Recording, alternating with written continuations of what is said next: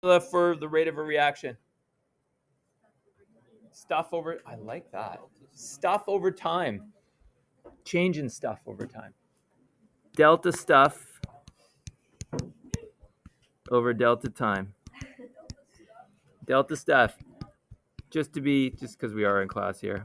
Change in amount over change in time. But I like stuff. I like stuff. Delta stuff over delta time, or the change in amount over time. Okay. Here we go. A little bit of stoic will be involved here. No groaning. No groaning with stoic. Okay. 5 grams sample of magnesium reacts completely with hydrochloric acid solution after 150 seconds. What is the average rate of consumption of the magnesium in units of grams per minute? All right. Rate is change in stuff. Okay. I like stuff. I think it's good. But don't write delta S. Okay? Because delta S means something else that we're going to learn later on. So if you're going to write stuff, you got to write stuff. Don't write delta S because that will get very confusing. Okay? So I'm going to say change in amount or change in time. How much did we use up? 5 grams.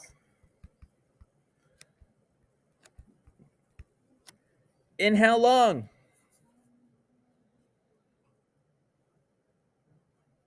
It's not a trick question. Well, okay. I'm going to write it in seconds. 150, I know, hang on. In 150 seconds, how many seconds are there in a minute? So then it would be 60 seconds for 1 minute. Seconds would cancel. We'll have grams per minute. Multiply that out, you're going to get 2.0 grams per minute. Assuming my calculations are right. Are they? These are the most basic rate problems. How much did you start with? Used it all up. How long did it take you to use it all up? Divide them. That's it. Okay. Chemistry would be like moles. So if I tell you the rate of a reaction is 0.034 grams of magnesium per second, calculate the number of moles of magnesium used up in 6 minutes. So 0.034 grams of magnesium is per second.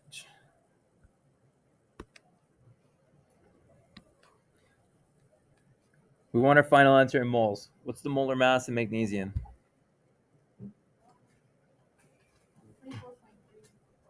24.3? So we get 24.3 grams of magnesium in 1 mole. So that leaves us with moles per second. That's a rate. I want to know how much is used up in 6 minutes. What's the problem with the 6 minutes? It's in minutes and not seconds. So you have a choice. Well, how many seconds are 6 minutes?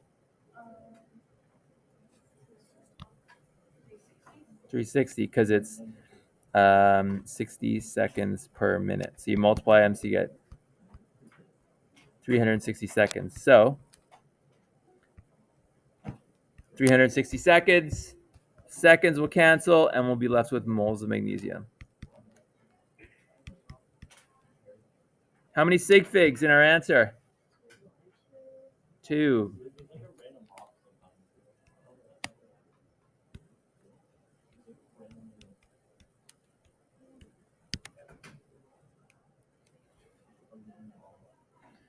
All right.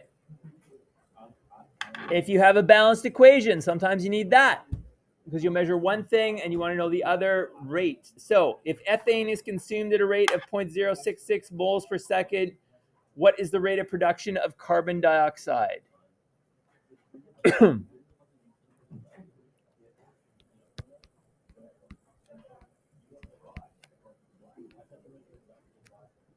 Guys at the back. 0.066 moles per second. What am I going to do here? I guess I should put the units. That is CO2. No, it's ethane. Not CO2. C2H6. There we go. I want to know the rate of production of CO2. So what do I have to use the equation for? The mole bridge, the mole ratio, right? I know that for every, this is ethane, 2 moles of ethane used, I produce 4 moles of CO2. So 2 moles of C2H6 is 4 moles of CO2.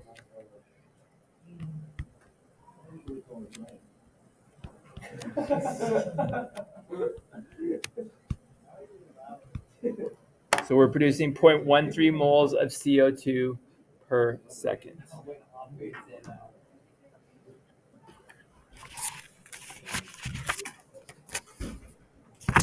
All right, 2 more.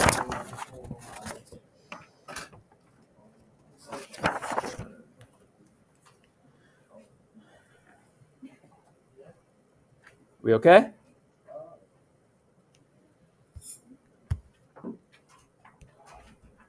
All right. Given this equation, 67.5 grams of aluminum are consumed per second. What's the rate of consumption of bromine gas in grams per second? So we have 67.5 grams of aluminum is used up per second.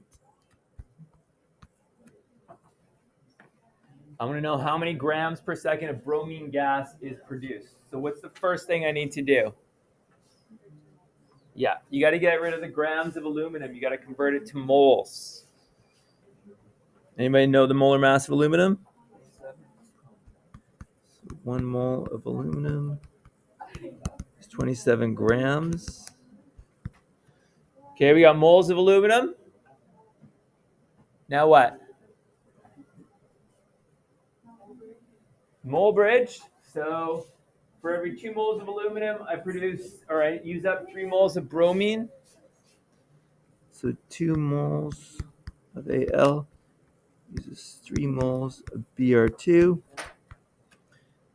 So now I know I've got moles of Br2 per second, but I want grams, so you need the molar mass. Molar mass of bromine gas is 79. That's just bromine by itself, right? Br2, right? So it's 159.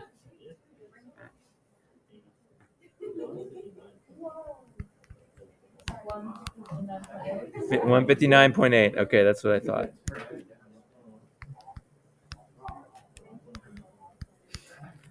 And then those cancel, and then you do all that. How many sig figs should our answer have? 3. I think it's 599. Is that what? Tell me if you agree or not.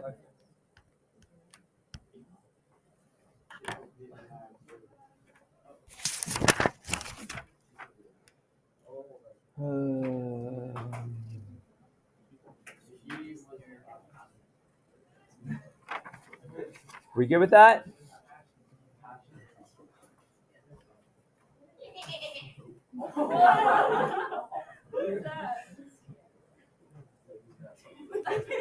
Wow.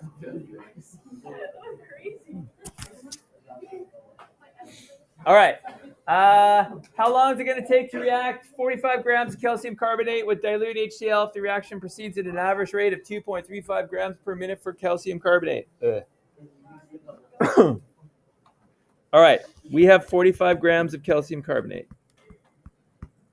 This is just a simple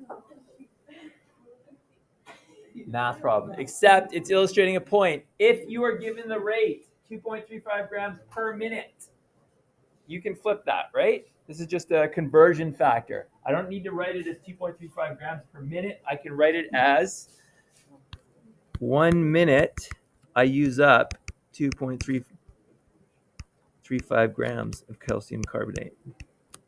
And then those cancel, and it'll give me how long it takes, 19.1 minutes.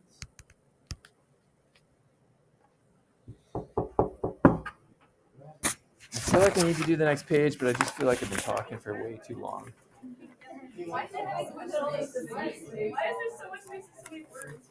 I don't know. All right, we're doing the next page, people. Sorry. This is the last thing. I know. Look at. It's green. Oh, it's green. It's slope. Rise over run. You're excited because it's green? No, it's not a special triangle. Okay.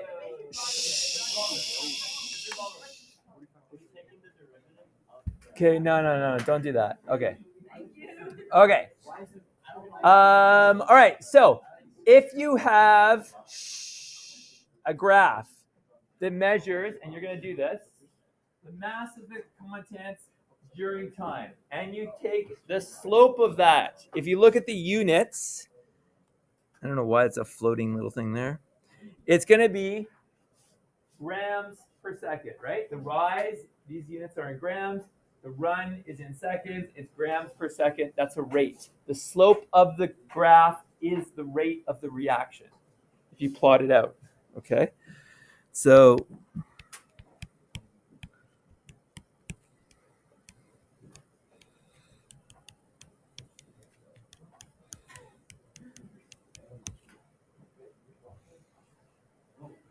okay. Now, obviously, not everything's a linear line. In fact, most things are not linear lines, especially in science, okay? So most things are curved. We've skipped a certain part. But the rate actually changes, okay? It's not constant because if you think about it, you start with a high concentration. As you use that up, it decreases in concentration, so there's less collisions. So the rate actually slows down as the reaction proceeds. So you get a curve. Okay. Now to measure the slope of a curve, did people do physics 11 here? So in physics 11, you probably did, what do you do? Like a cart going down a slope or something, and then you plot the points and you get the curve, and then you would draw like tangent lines. Remember doing that?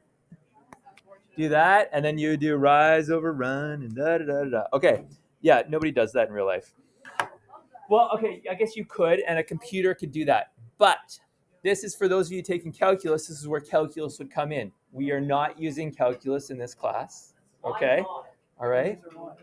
But the calculus will tell you the instantaneous slope all along the curve.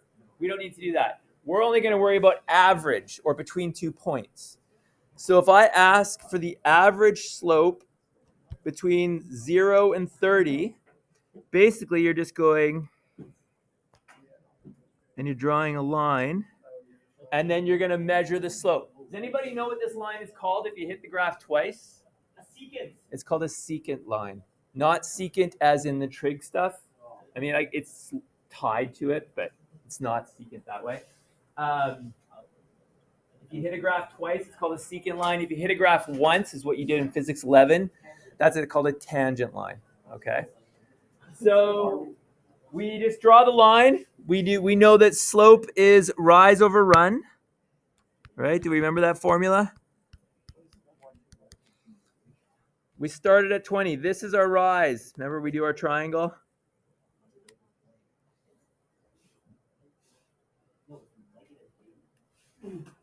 Okay, so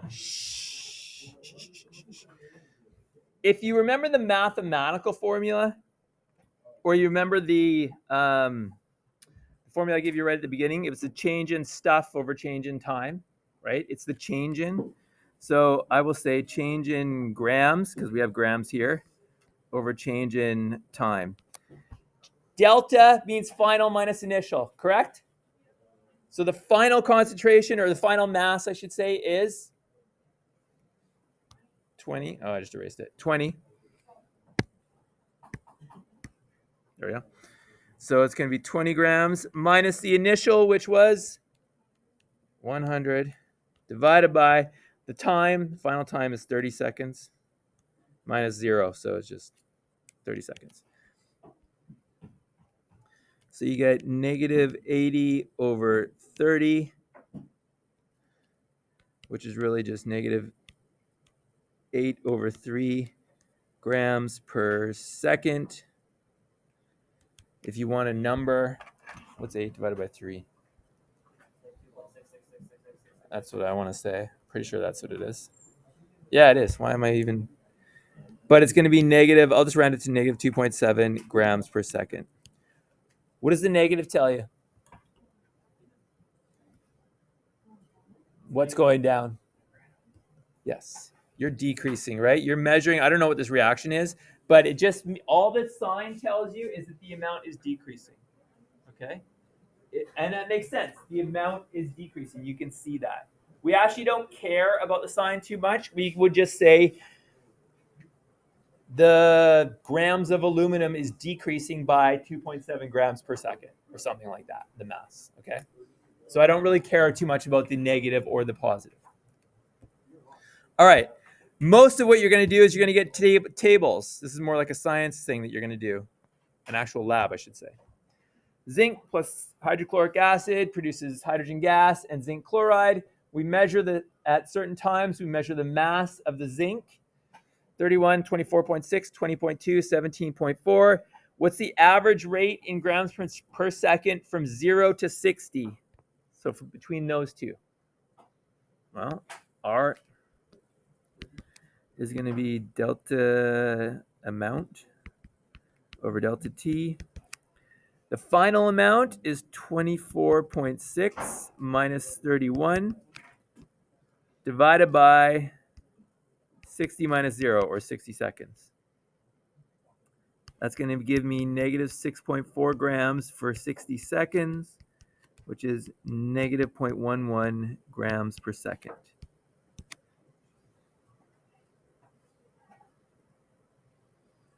So the zinc is decreasing at 0.11 grams per second, which makes sense because the zinc is a reactant and it's going to a product, so it has to decrease. If it was going up, then something weird's going on. Okay? Now, what if I say, what's the reaction rate between 120 and 180 seconds? Well, let's look at it. Change in amount over change in time. We're going from 17.4 grams, or sorry, from 20.2 to 17.4. And it's 180 minus 120.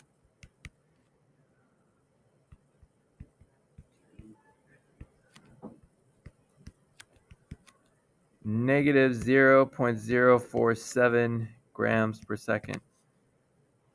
Why is it a smaller number? Why are we getting to the flatter part? Why is the curve flattening out? Yeah, the amount of zinc is decreasing. If the amount of zinc decreases, that means there's less of it to react and collide, so there's less effective collisions happening, so the rate starts to slow down. Okay? So that makes sense. So rate is decreasing because less material to react. All right, sorry, that was a lot of talking, but you can now do assignment lesson number 3. Tomorrow we're going to do a lab where we actually do all this kind of stuff. Yeah. Finish those questions, and I will see you tomorrow.